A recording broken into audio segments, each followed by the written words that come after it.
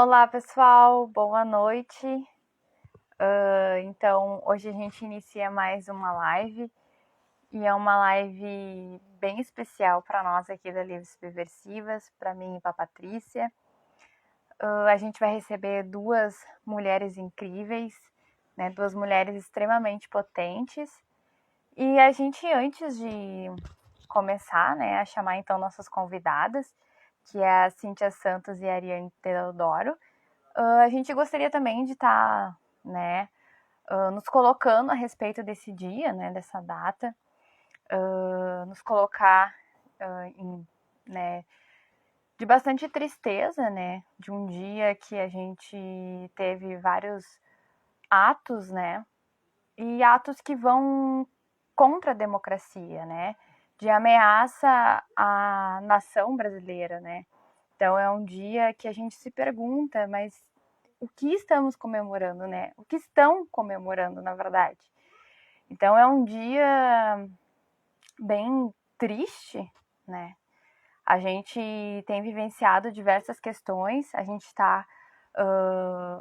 teve ontem, na verdade, né, um grande retrocesso, que foi a assinatura de uma MP, né, que vai contra o combate às fake news, né, em pleno atos que estavam previstos para agora, 7 de setembro, né? E a gente também tem a retomada do julgamento do marco temporal, né? Então, são várias questões que vêm acontecendo e amanhã a gente vai continuar a votação, né? Então, é um momento em que a gente tem que estar bastante atento, né? E estar se colocando junto à luta dos povos indígenas, porque também é a luta também é nossa, né? E, enfim, pessoal, a gente queria se colocar, então, contra a esses atos que aconteceram hoje, dizer fora Bolsonaro, né, fora o genocida, e não só fora Bolsonaro, mas fora Bolsonaro e Mourão, né. E como somos livres e subversivas, fora o capital. Vou, então, chamar minha parceira aqui, a Patrícia. Vamos ver se ela já está online. Dadas.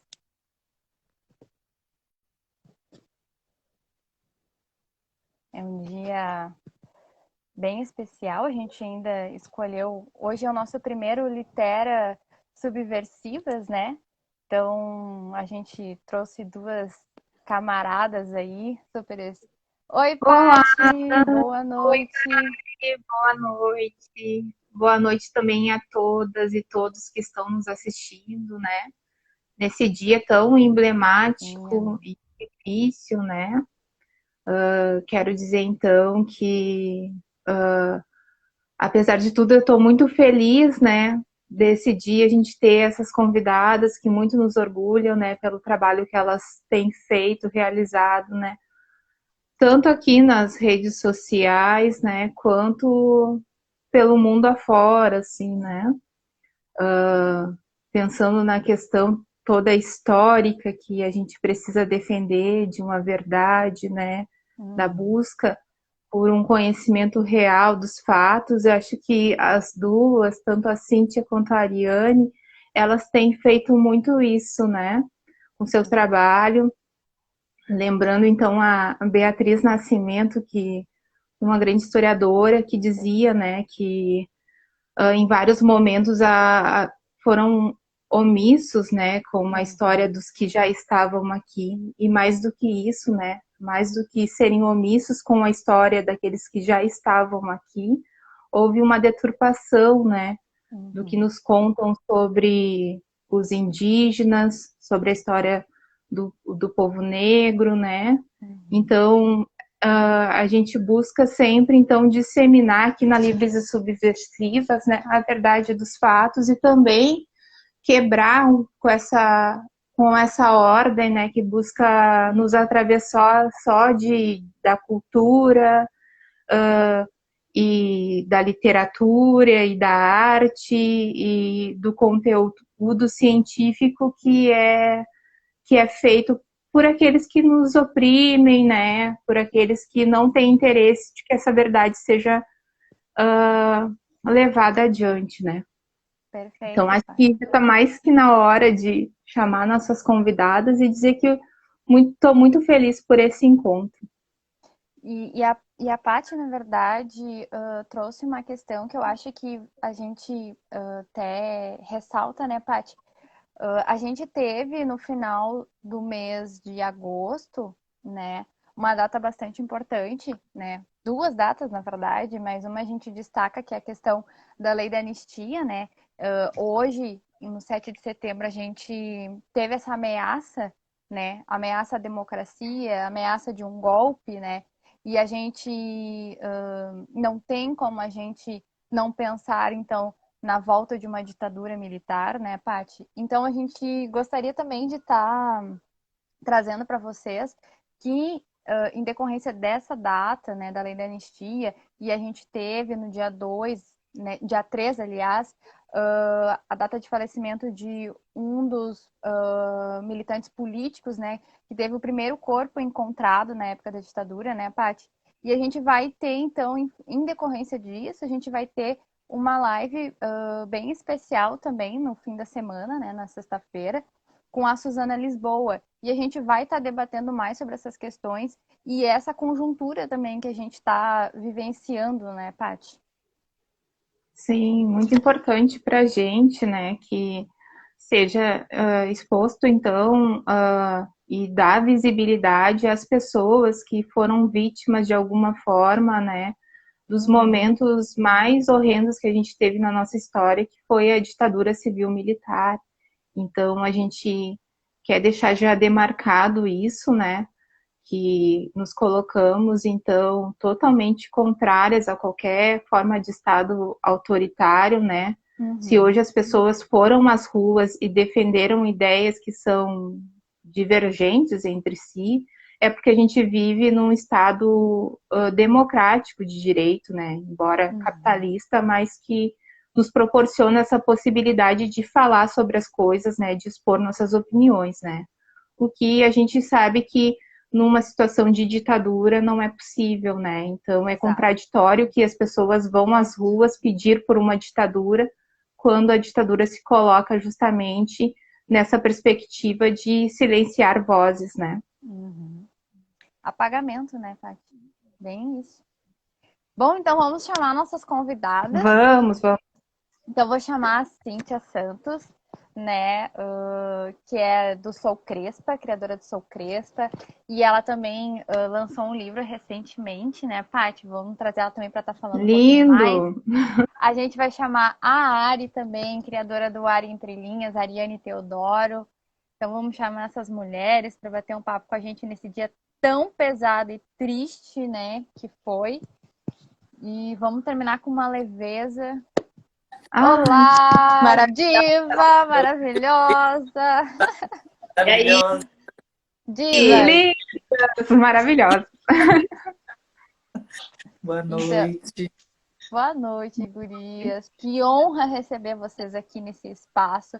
Sintam-se muito bem-vindas aqui. Para nós, assim, é um sonho ter vocês duas aqui nessa casa e dizer que esse espaço hoje é de vocês. A gente quer bater um papo gostoso, saber da trajetória de vocês.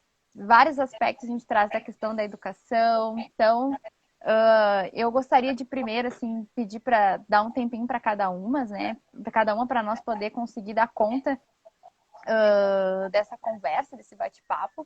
Então eu queria de início, assim, né? Acho que a gente pode dividir um pouquinho para cada uma para falar então um pouco sobre a trajetória profissional de vocês, a relação que vocês têm com a literatura, né?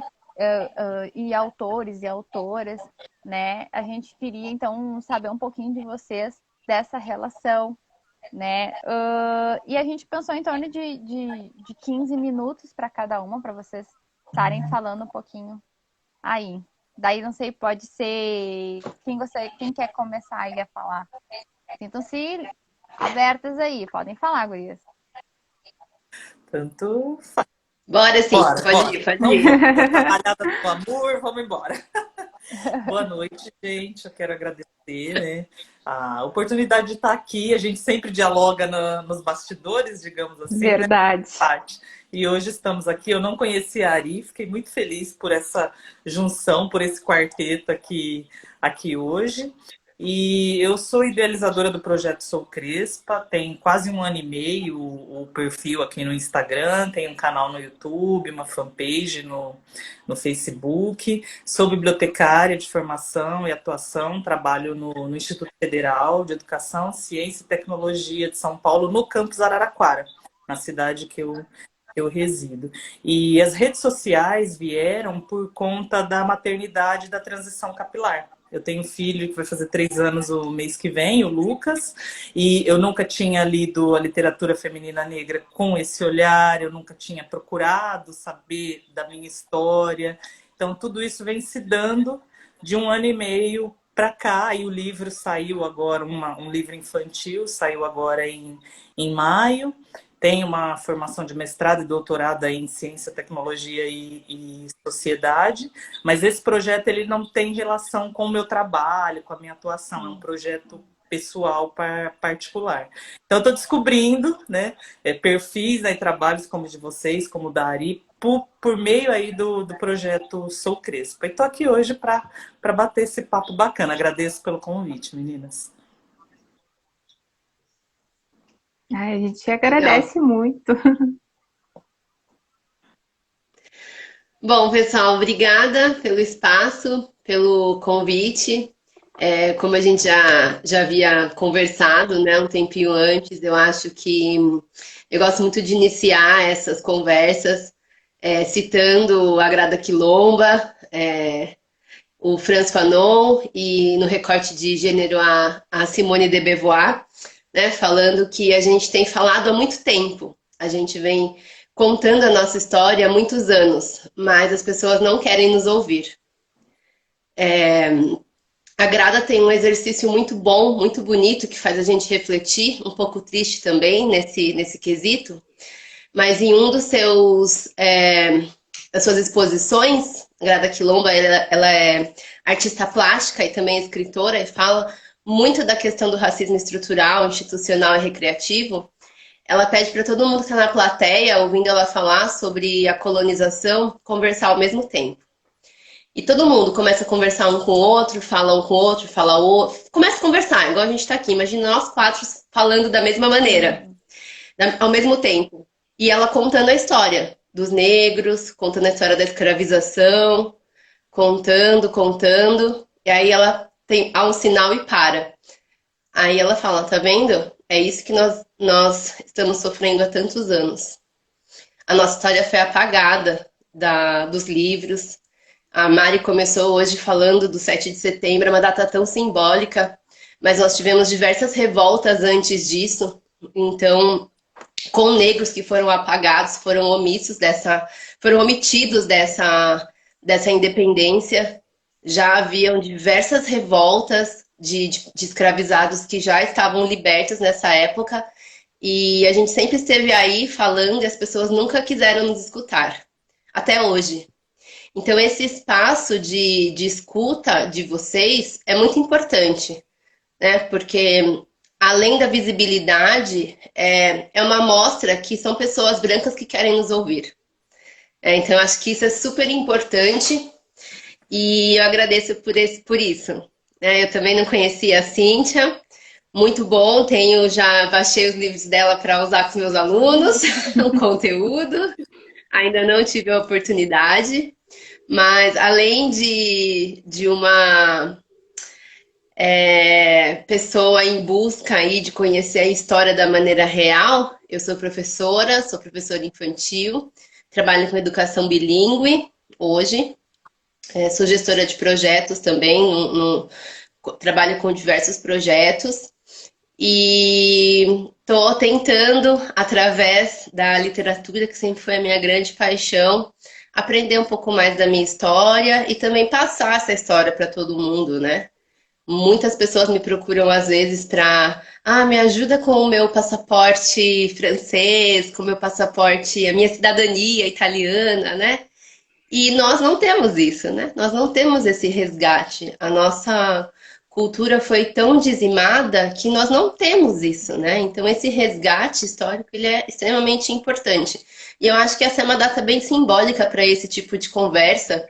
Às vezes eu sempre trago para um ponto mais doloroso, mas eu acho que é importante essa reflexão um pouco mais dolorosa e radical para a gente entender o que aconteceu hoje e o que vai acontecer nos próximos dias, né? Nós não teremos um próximo ano fácil, então eu acho que esse trabalho aqui de nós quatro é um trabalho essencial para que a informação continue a chegar de maneira correta, né, para as pessoas. E é isso. Eu me empolgo. Ah, Capaz, mas é Ari. ótimo vocês, assim, né?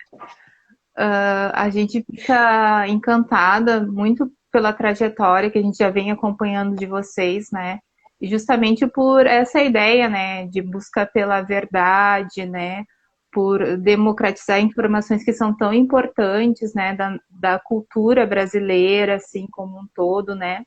Que não é o que vem sendo disseminado, assim, que a gente vê nas instituições, né?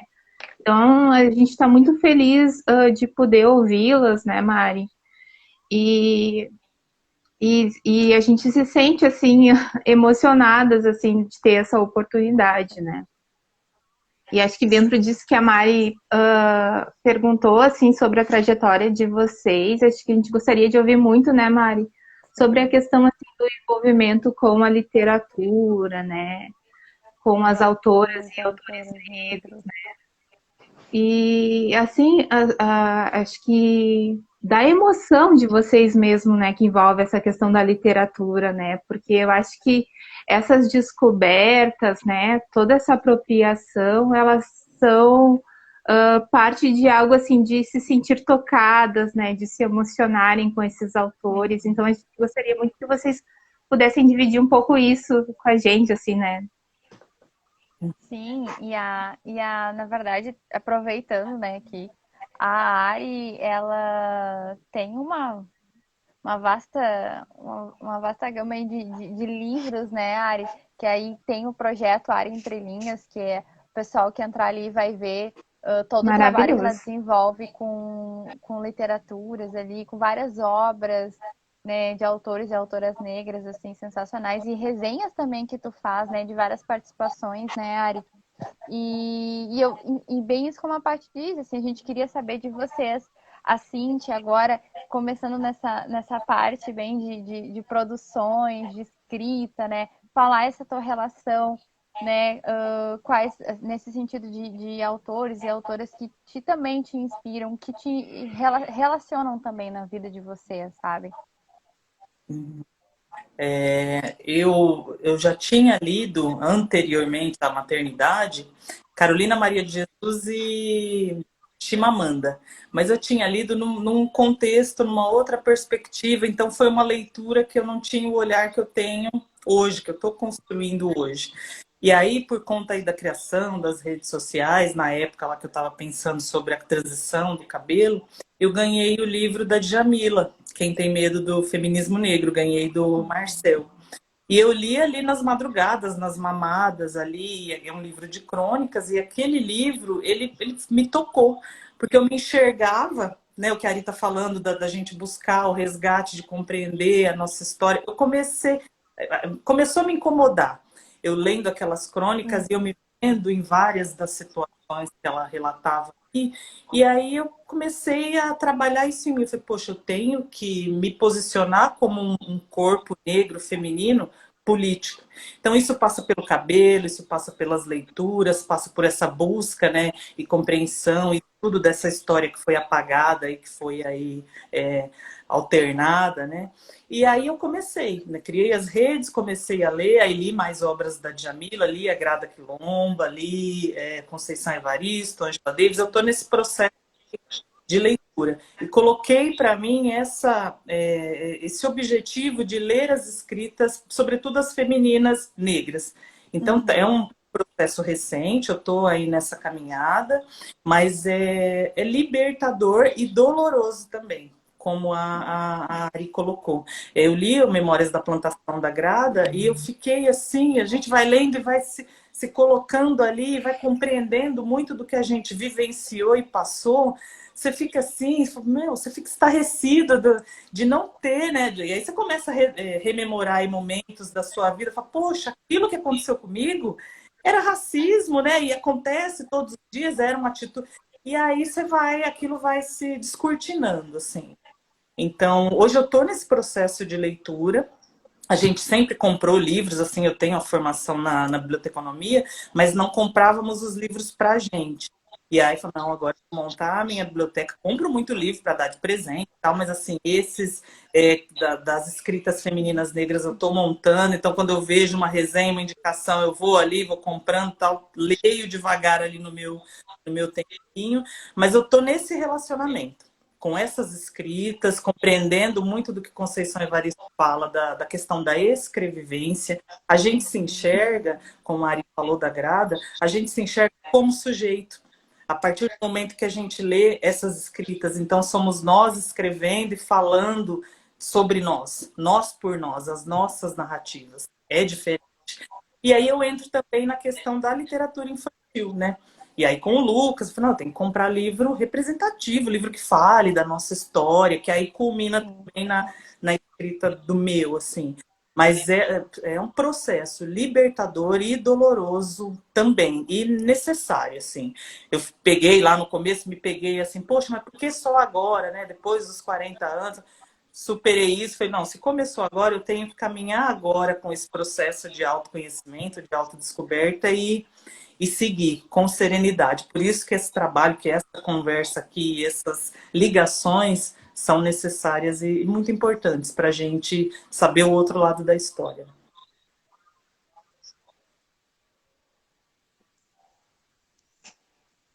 Legal. Eu acho que, pegando o gancho aí da Si, eu quando comecei a ler, né, mais a literatura negra, primeiro eu tive depois do baque, eu acho que, não sei se a Cintia teve isso também, mas às vezes eu fico, não tô louca. Não era coisa da minha cabeça, sabe? É muito surreal isso, quando você se vê representado ou vê situações que muitas vezes as pessoas minimizam, retratadas por pessoas que estudaram muito ou que estão aí hoje nos representando, né? Então, primeiro, esse trabalho infantil que vem sendo construído pela Cíntia e por tantos outros escritores, ele é essencial, ele foi algo que nós não tivemos na nossa infância. Então, isso é extremamente necessário. E a minha trajetória com essa descoberta, assim, na verdade, começou não faz muito tempo também, foi em 2014, quando eu comecei a frequentar a Flip, a Feira Literária de Paraty. Eu sempre amei ler e eu sempre amei história, né? A minha graduação, na verdade, é em Relações Internacionais, então eu sou doida por história, mas eu tinha uma fixação, assim, por guerras, né? O primeiro livro que eu ganhei foi da Anne Frank, então aquela coisa bem assim, sabe? E aí, quando eu fui para a Flip, eu conheci alguns grupos e conheci algumas pessoas, amigas, que são amigas até hoje, inclusive, começaram a me abrir um pouco o mundo, sabe? Um pouco a visão, né? Eu tinha alguma coisa na cabeça, mas eu sempre lutei que era coisa da minha cabeça.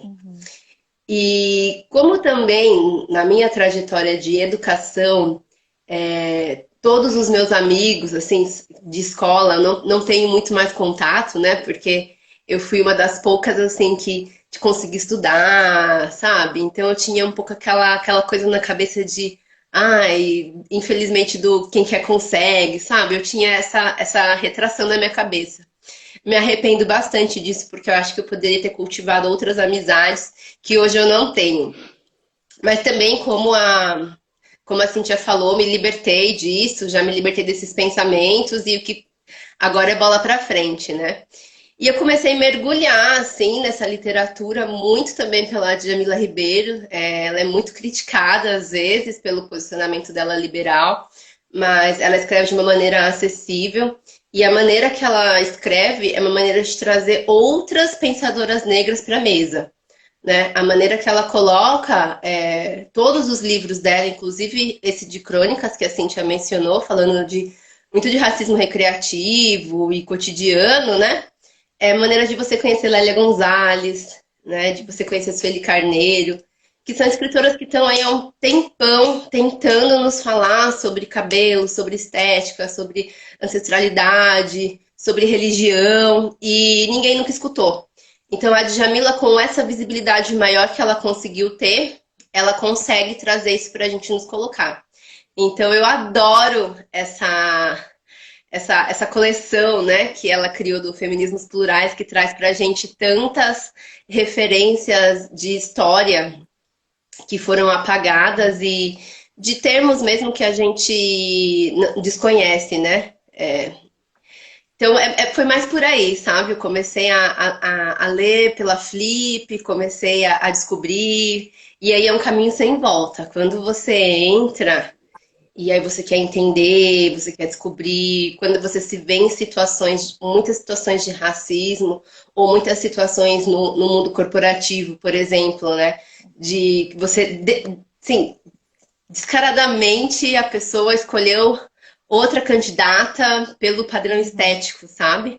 E aí não só pela cor, mas por outras razões também, por outra estética, que é outra questão também para ser levantada, né? A gente vê o quanto isso ainda está enraizado, né? Nas pessoas. Então, quanto muita gente fala, é um trabalho de formiguinha, de educar. Na verdade, não é um trabalho de formiga, é um trabalho de educação mesmo, sabe? É uma reparação histórica, recontar a nossa história, entendeu? O processo eugenista de embranquecer a população brasileira foi tão bem feito que todo mundo acredita nisso, que nós acreditamos nisso. Às vezes a gente se pega falando algum termo totalmente fora do contexto hoje, sabe? Então, esse trabalho, para mim, é um trabalho de educação. Então, esses livros que a Cíntia comenta, né? O primeiro que ela escreveu, mas vão ter outros, com certeza, é uma base super importante para as próximas gerações que estão vindo aí, né? Que é uma base de educação. Eu acho que só a educação pode salvar o nosso futuro. Então, não adianta. É claro que a gente tem que se posicionar, mas eu sou muito da briga também, assim, sou um pouco esquentadinha, mas eu creio na educação. Eu creio que as novas gerações precisam ser educadas de uma maneira diferente. Elas já têm vindo diferente, já é uma geração mais amorosa, uma geração mais desprendida, né? Já é uma geração que já evoluiu comparada com nós. Mas esse trabalho de educação precisa ser bem feito para não cair no que aconteceu conosco. Inclusive com os negros também, inclusive com a gente que se considera negro, né? A educação emancipa, né? Liberta. A Ari comentou, né? Falou dessa questão do trabalho, da educação, que tem que ser diário, né? E assim, as coisas vão se expandindo, né? Porque se a gente tem educadores, né, como você, que tem essa visão, que tem essa vivência, que passa para os alunos e vai, as famílias também ali em colaboração, se articulando, tentando ter uma amplitude de vivência, né? Igual a literatura infantil, né? A gente não tinha livros com protagonismo negro. Primeiro que a gente não tinha acesso a livro, né? Assim, não tinha, era quando um ou outro dava de presente ali. Quando dava, era aquele padrão eurocentrado ali. Aí hoje as crianças de hoje na educação infantil terem o acesso e os professores, os educadores trabalharem amplamente, a coisa vai se dilatando, ampliando. Mas é isso, é um trabalho diário e a educação liberta. É importante o que vocês falam, né? Porque a gente mesmo se percebe, né? Que quando a gente começa nesse processo de se apropriar de outros autores, né? Principalmente não dos autores que hegemonicamente estão, né, nas instituições, né? Que tem todo esse embranquecimento da literatura e tudo. Mas quando a gente começa a buscar, né, por outros olhares, né, por uma perspectiva real da realidade, a gente começa também a perceber quanto da cultura tem esses atravessamentos, né, do racismo recreativo, como a Ari falou, né, como a gente pode estar em ambientes em que a gente percebe as pessoas ainda fazendo piadas medíocres, né, coisas assim que já está mais do que no tempo, assim, da gente já ter superado, mas que elas persistem, né? E a gente passa a reconhecer melhor que é um dever de toda a sociedade combater isso, sabe? De realmente nessas situações se colocar, né? Se colocar de forma a demonstrar o quanto isso é inapropriado, né? Quanto isso é violento, né? Como essas práticas que ainda são colocadas de alguma forma como se fosse alguma piada ou qualquer coisa do tipo, elas são extremamente violentas, agressivas, né? E que a gente precisa estar sempre demonstrando, né? E nos percebendo também, né? Porque a gente acaba reproduzindo tanta coisa sem, quando a gente não se coloca para pensar, a gente acaba vivendo nesse contexto alienante, né? Então, assim, tá sempre realmente na autocrítica também, né? Então, assim, eu acho que de um tempo para cá eu venho intensificando esse processo, né, a partir da literatura negra, dessas autoras e autores, né? E tenho percebido isso, um enriquecimento pessoal muito grande, assim, sabe? E agradecer vocês por incentivarem esse tipo de aprendizado e de cultura, né? E dizer, assim, que a gente tem percebido que é necessário ampliar para todas as instituições públicas, para os meios de modo geral, né? Esse tipo de conteúdo, né? Precisa ser levado, né? E acho que dentro disso a gente também queria saber de vocês que estão, de alguma forma, inseridas, né, tanto como professora, como bibliotecária, né, no universo educacional, como essa literatura chega nesses espaços públicos, né, nos espaços educacionais, o quanto chega, né, o quanto a gente precisa ampliar ou não essa literatura, assim. Ah, precisa ampliar. Hoje, com esse olhar, né, precisa trazer a epistemologia negra, a literatura negra para os currículos escolares, para as bibliotecas. Então, a biblioteca que eu trabalho tem pouquíssimos autores e autoras negras. E eu não vivenciava isso. Agora, com esse meu olhar, com o projeto, é um compromisso, né? O projeto Sou Crespa é pessoal, mas ele expande também para o profissional. Então, numa compra de literatura, numa indicação, numa realização de evento, a gente tem que trazer para a pauta, para o cenário, para o protagonismo, nós, negros, os nossos, porque senão a história sempre continua ali, contada nos moldes do que era, e as coisas não se modificam. A gente sempre fala, né, assim, que nós somos, né, a nossa sociedade autodeclarada está em, acho que mais ou menos 50% da população, né, parda, negra, e nós não estamos nesse percentual nos espaços de poder e de decisão. Então, se a gente não está aqui, não está, né, então se a gente não está ali, as coisas não mudam. Então, é esse trabalho da educação, de levar para os currículos, de levar para as bibliotecas, de levar para as semanas de eventos literários, para as feiras, de trazer esse, porque tem muita gente que escreve, autoras e autores negros que escrevem, temos dificuldades imensas para publicar. A Conceição Evaristo fala isso, que assim, escrever a gente escreve, mas publicar nos grandes conglomerados editoriais aí fazendo relação às obras é o problema.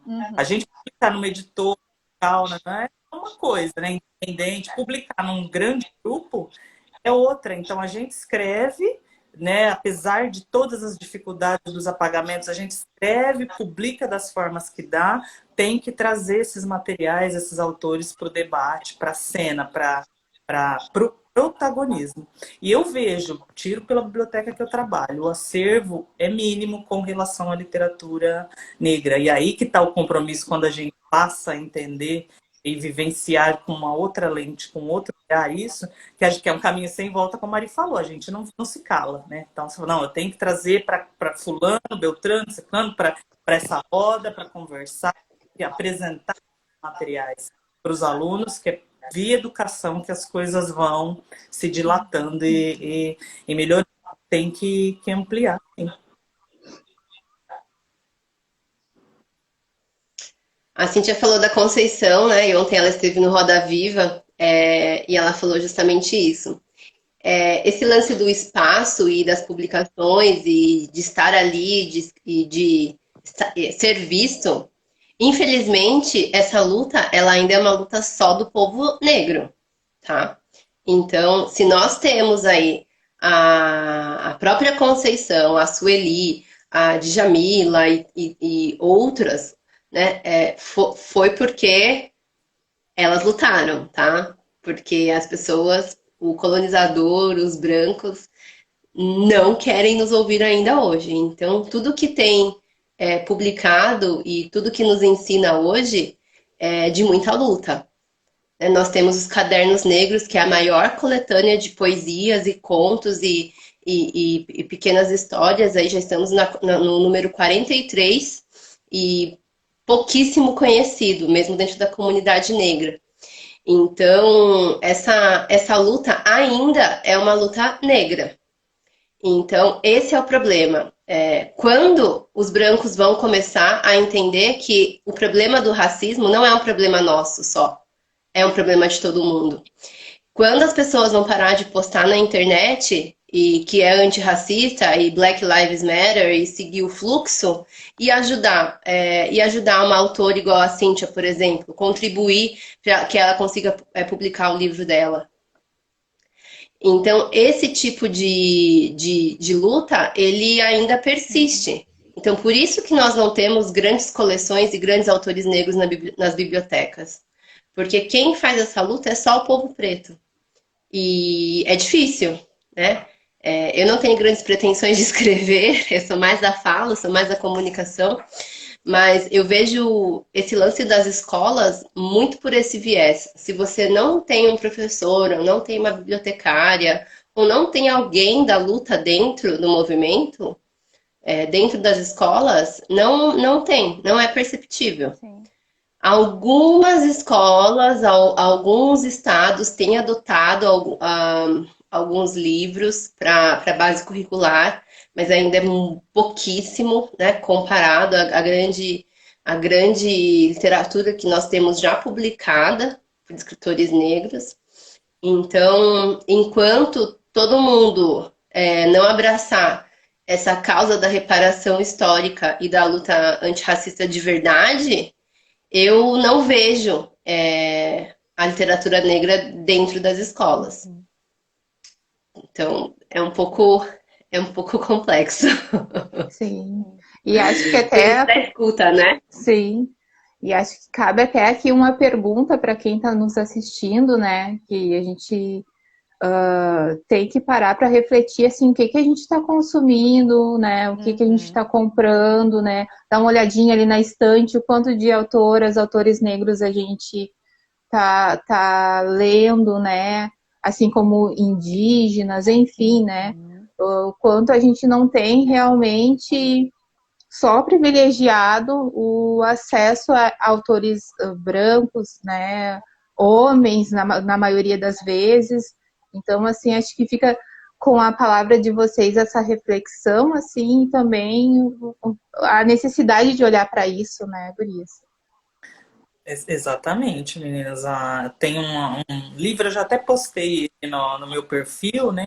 A escritora, ela é uma jornalista, ilustradora, e escreveu um livro que chama Negra Sou.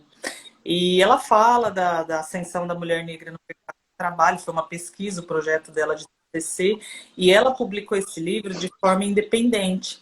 Então ela tem todo esse conhecimento dessa prática de publicar uma obra de forma independente. E ela conta aí os desafios que foram, mas ela não desistiu, o livro foi publicado, ela vende também via o Instagram dela, tudo particular, assim, né? E é o que a gente está falando aqui, a gente não é uma luta restrita das comunidades negras. Então, enquanto, né, coisa não se tornar ampla, o acesso é muito difícil. A gente está falando, né? A coleção Cadernos Negros, a Conceição fala muito de que ela começou a ter a visibilidade a partir daí. Ela escreveu muito antes, mas veio publicar muito tardiamente, por conta dos entraves aí, dessas dificuldades que a gente tem de publicar. O processo de publicação de uma obra é muito caro. Então, as pessoas escrevem, se viram da forma que dá, mas nem todo mundo consegue publicar um livro. E aí já vai reduzindo, né? E aí quem está lá nos grandes conglomerados, que não tem esse olhar, não vive, Sim. não é pessoa negra, não vai abrir para gente. Então, enquanto, né, os brancos não abrirem e a gente não estar ali nos espaços de poder e de decisão, as coisas não vão mudar. E a gente está falando de processo que capitalismo, capital que envolve dinheiro, a publicação de livro é muito caro, e eu encarei, né, e hoje eu tive essa possibilidade de fazer de uma forma de investimento, fiz via editora, mas quantas pessoas não ficam pelo caminho?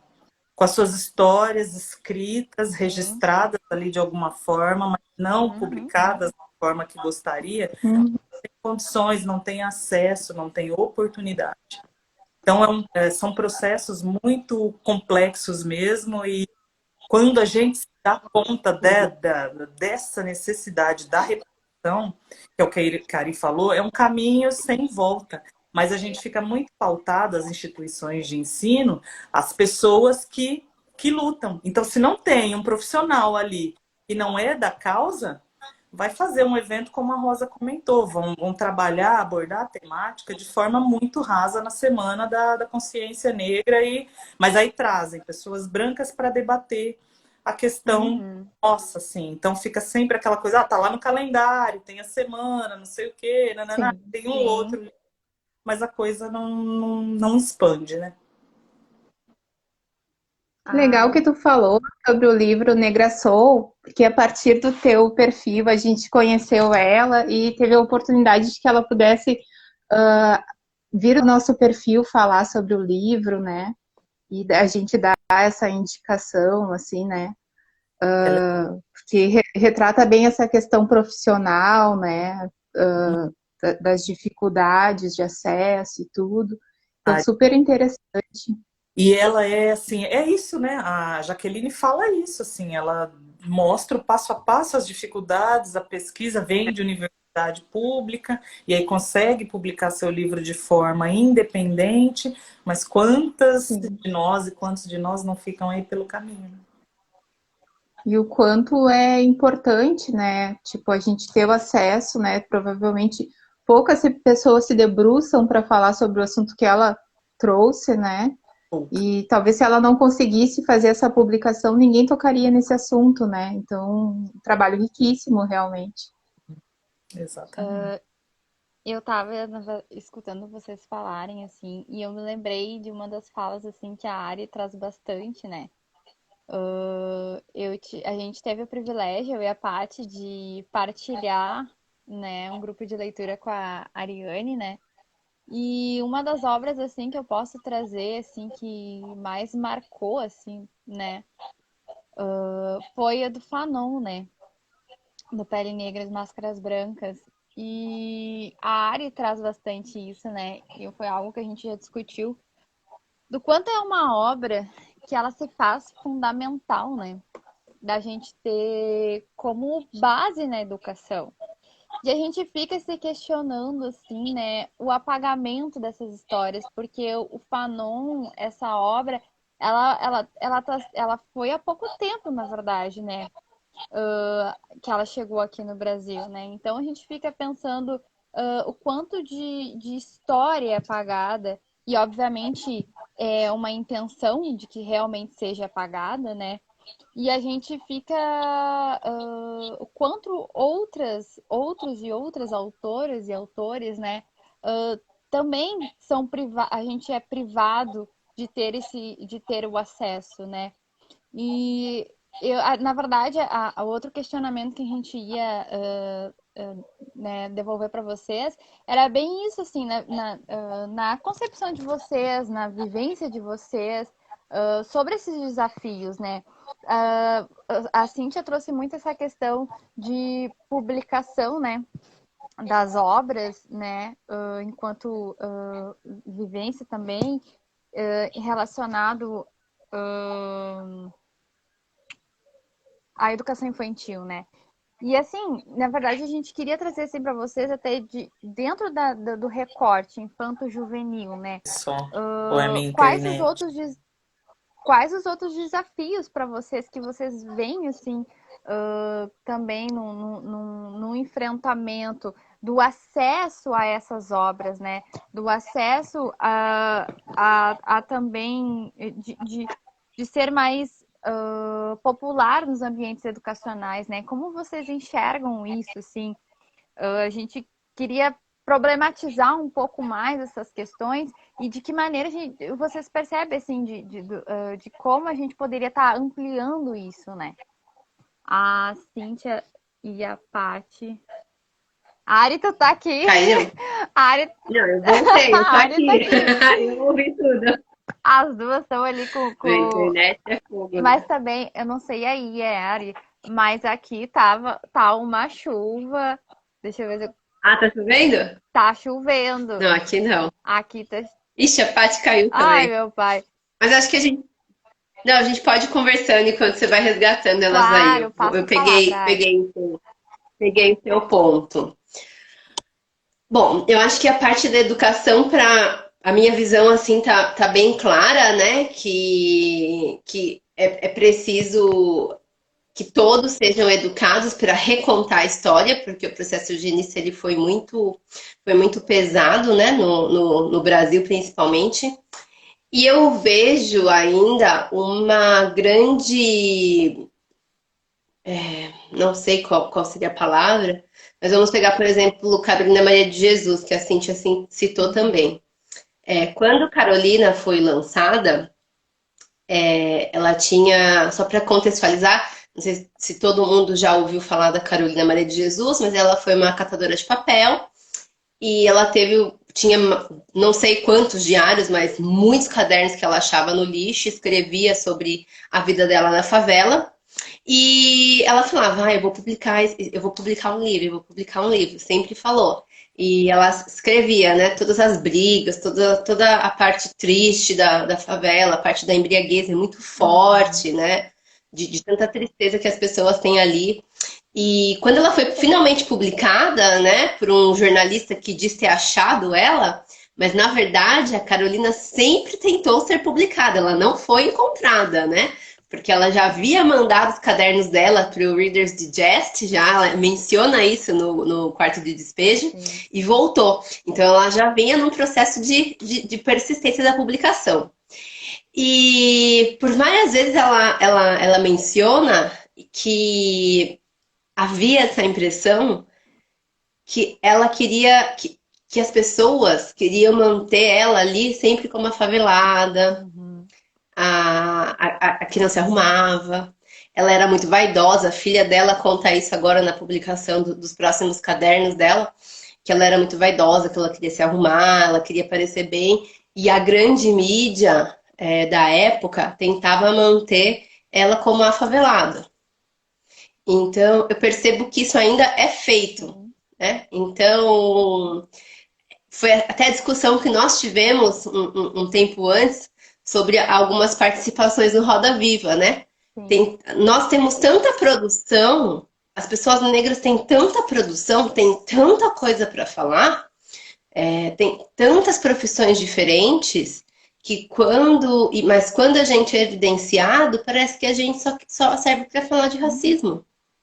Só serve para falar de situações que se passou com a gente, de militância antirracista. Então, não é só isso. Então, eu percebo que por conta da falta de educação das pessoas, e aí eu digo na falta de educação histórica, isso ainda persiste. Muitas vezes tem pessoas más, né? Vamos falar a verdade. Muitas vezes tem gente que faz porque gosta de fazer, porque tem prazer de fazer, né? Mas a grande massa, a grande população não é educada para isso.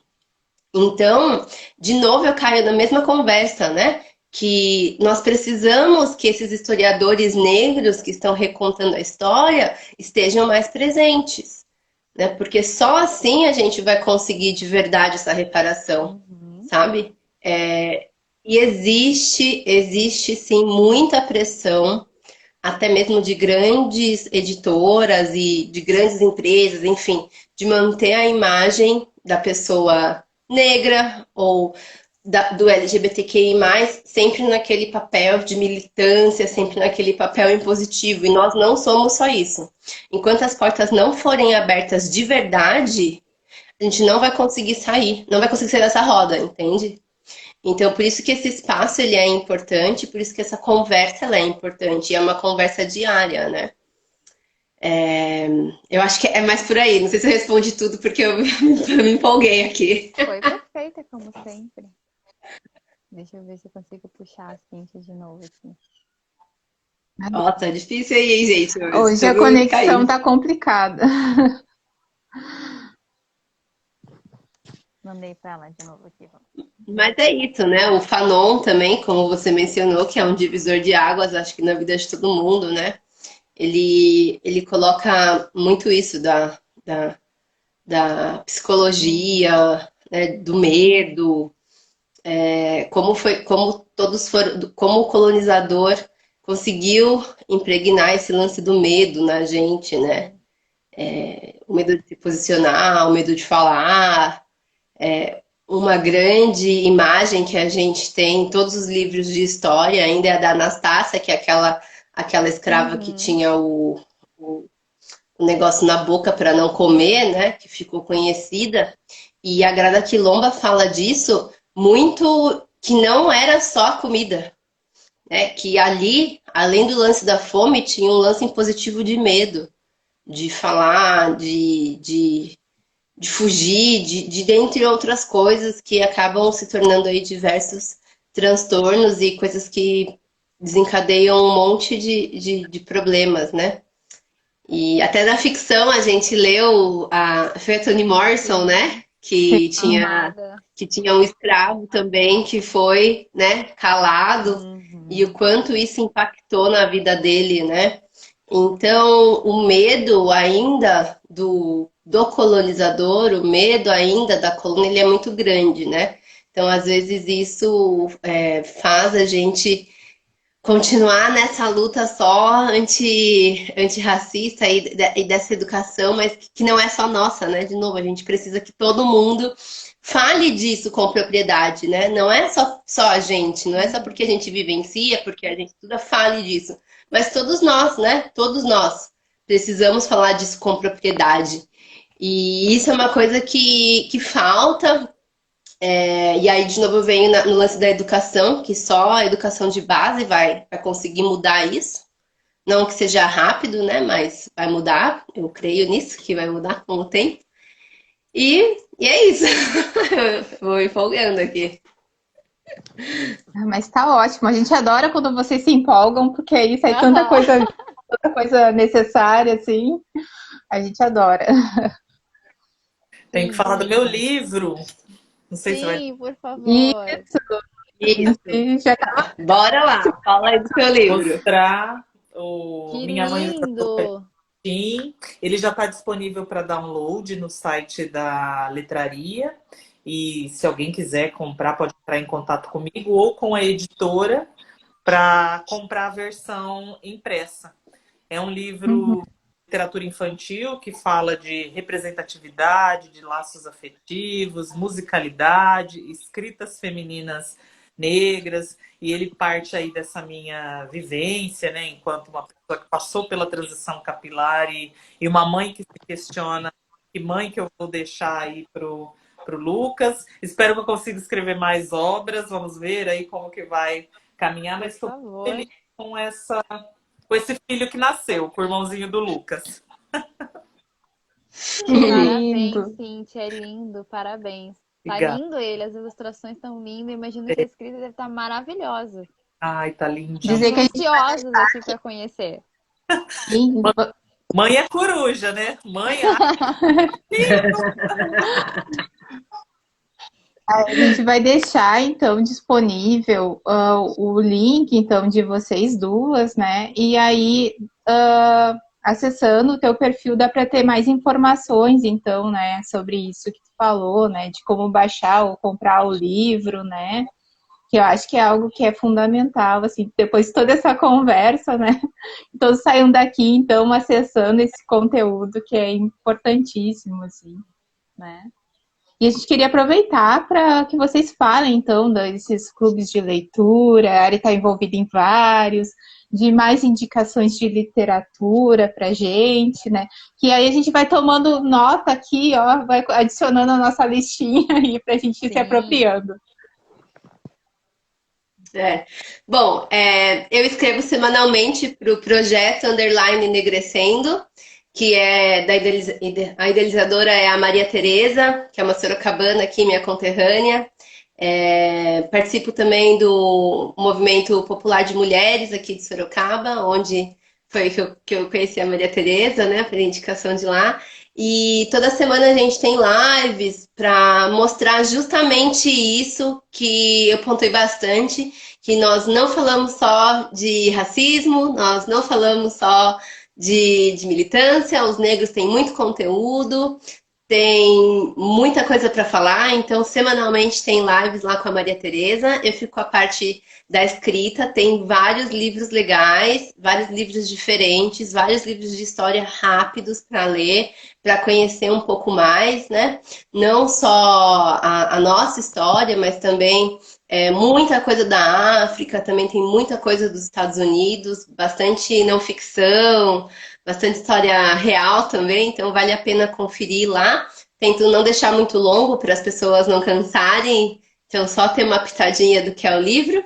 E tenho esse meu perfil, que é onde eu vou compartilhando as outras coisas que as pessoas vão me convidando, as meninas aqui, também os outros clubes de leitura feministas que eu participo.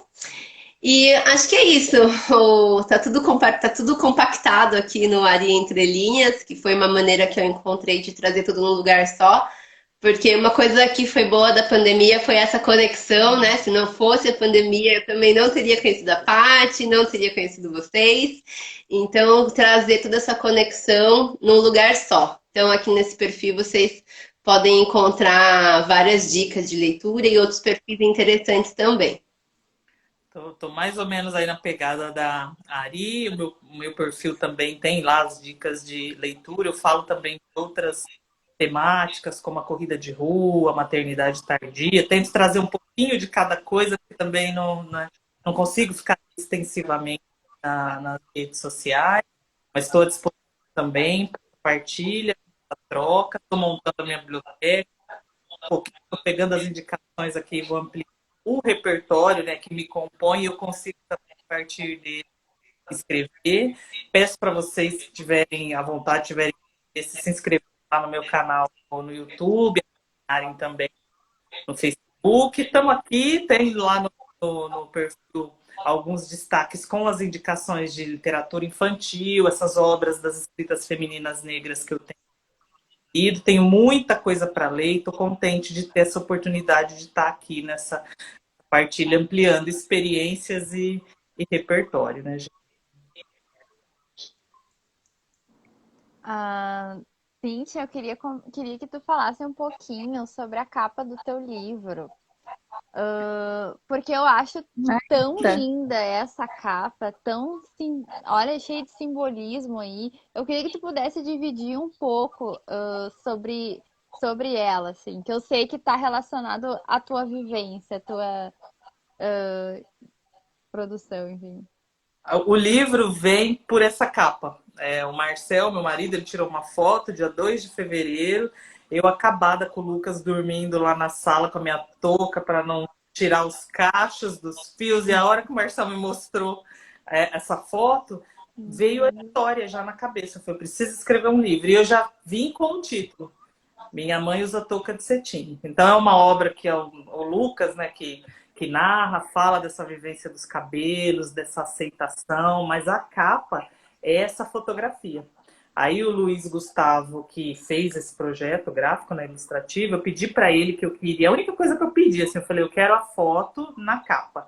E aí ele deu o toque dele, mas é esse momento meu e do Lucas aí de dormir, a gente dorme em cama compartilhada, e que veio aqui para a capa do livro. Então é de uma vivência e tem esse simbolismo e essa Claro. importância grande. Passa direto, a gente olha na capa, já enxerga isso, né? Que lindo. Tá explícito, né? E já dá todo o caminho do que o livro vai trazer, né? Já é emocionante desde a capa. E eu, Uhum. madrugada, né? Noturna, de escrever as coisas na madrugada, mas o livro foi escrito numa manhã. Que aí o Marcel tirou a foto, eu falei, não, eu tenho que sentar e escrever essa história. Então eu sentei e escrevi, já foi aquela coisa ali, vai ser uma obra infantil, aí depois eu fui ajustando e tal. Mas é o que a gente fala aqui, né? É um repertório que a gente tem por essas buscas, por esses estudos, que a gente consegue estratificar em livros, em blogs, em música, em dança. Então o livro veio dessa vivência e baseado muito nessas leituras que eu estou fazendo. Que lindo. E não sei, assim, a gente já vai se encaminhando para o final, né, meninas? Infelizmente, porque tá tão maravilhoso esse Ótimo. bate-papo com a gente, assim, tá incrível. E eu não sei se vocês gostariam também de deixar alguma mensagem aí para os seguidores, dizer algumas palavras, enfim. Fiquem aberto para vocês se quiserem colocar alguma coisa. Ari, Bom, acho que eu estou muito nesse lance do ouvir, né? Que as pessoas precisam ouvir de verdade e não ouvir superficialmente. Eu mencionei isso várias vezes. Também faz parte de um outro projeto que eu estou bem engajada essa semana, que é um projeto que chama Plante Histórias. E é um projeto que nós estamos recolhendo histórias de indígenas, de quilombolas, e a gente pergunta sempre para eles, né? Que história vocês querem contar? O que vocês querem contar que as pessoas não escutam? E vem muito de encontro com esse meu reconhecimento também e essa fala, né? Porque às vezes eu me pego falando, e depois eu fico, putz, mas parece que a pessoa não entendeu nada. E não adianta, né? Então eu tô muito tô com muito isso na cabeça. Não adianta eu falar se a pessoa não quiser ouvir. Então, eu vou continuar falando e eu espero que as pessoas estejam aptas a ouvir, né? Queiram ouvir, assim como vocês quiseram nos ouvir. Então, eu acho que é essa mensagem que eu quero deixar, que as pessoas que estão preocupadas de verdade com a luta antirracista ou com os negros, nos escutem, né? Nos escutem além do movimento negro. O que mais que a gente tem para oferecer? Como eles podem ajudar de verdade, como ajudar alguém a publicar um livro, como ajudar o perfil do Instagram a subir, né? Ter mais visibilidade. A gente conversou também isso alguns dias atrás, que as pessoas negras muitas vezes são invisíveis, né? Por N questões, mas eu acho que é esse processo da escuta, né? Que eu tô bem engajada por esses dias de fazer as pessoas escutarem, né? Então, a gente está aí, a gente quer falar, a gente pode falar sobre diversos assuntos, mas as pessoas precisam ouvir de verdade. bem isso, Ari. E a minha fala final, né, completa aí, compõe também o que a Ari falou, né? Para nós, quem tem vontade, tem o interesse de despertar, escreva e registre as nossas histórias, né? Então a gente está lendo as escritas negras e de alguma forma a gente escreve, né? No perfil do Instagram, no livro, no artigo. Então registrem, mulheres negras, né? Comunidades negras, escrevam, registrem as nossas histórias para dar andamento aí, muitos já fizeram, e que a gente possa se fortalecer. Então, eu faço muito isso aqui a partir do Instagram. Se eu quero comprar alguma coisa, um brinco, uma roupa, eu vejo que tem aí uma mulher que trabalha com aquilo, e eu compro, eu uso, e eu divulgo, porque é uma forma da gente também auxiliar tantas pessoas que produzem N conteúdos e produtos e serviços por aí. Então, a gente tem que se fortalecer, escrevendo as nossas histórias, lutando por essa busca de nos firmarmos como sujeitos, né? Que é o que Grada fala muito bem. Então faz esse casamento aí que a Ari falou. Maravilhosas. Sem dizer que a gente sai dessa live cheia de energia, né? E com a vontade, assim, incentivada por vocês, né? Por esse compromisso de vocês, de partilhar cada vez mais esse tipo de conteúdo, assim. Sei que a gente está muito, muito grata, né? Por tudo que vocês trouxeram hoje, pela caminhada de vocês, né? Por todo o trabalho, como a gente dizia antes, que vocês têm aqui nas redes sociais e fora daqui, né? Que é um trabalho que a gente olha assim e tem muita admiração, né? Muito potente, né? Com conteúdos riquíssimos. Então, dizer para todo mundo que acessou aqui, que acessem também os perfis de vocês, que consumam esse conteúdo, que com certeza é algo enriquecedor, assim como tem sido pra gente, né, Mari? Com certeza. E a gente, na descrição da live, quando a gente fez o cartaz, a gente já colocou, né, o perfil delas. Mas a gente vai reforçar agora também no encerramento, a gente coloca ali também na descrição. E, meninas, a gente só tem a agradecer pela presença de vocês. Dizer que esse espaço vai estar sempre aberto para vocês quando vocês quiserem retornar. Para nós foi uma grande honra, um sonho realizado, trazer vocês duas aqui para nós estar tendo esse bate-papo super gostoso. E, gente, acho que já tá quase encerrando, já tá aqui gritando aqui. E queria dizer, pessoal, né, os seguidores que estão nos assistindo, fora Bolsonaro e fora Mourão. Isso aí. Boa. Tem que ter encerramento oficial, né? Tchau. Tchau, obrigada. Até mais.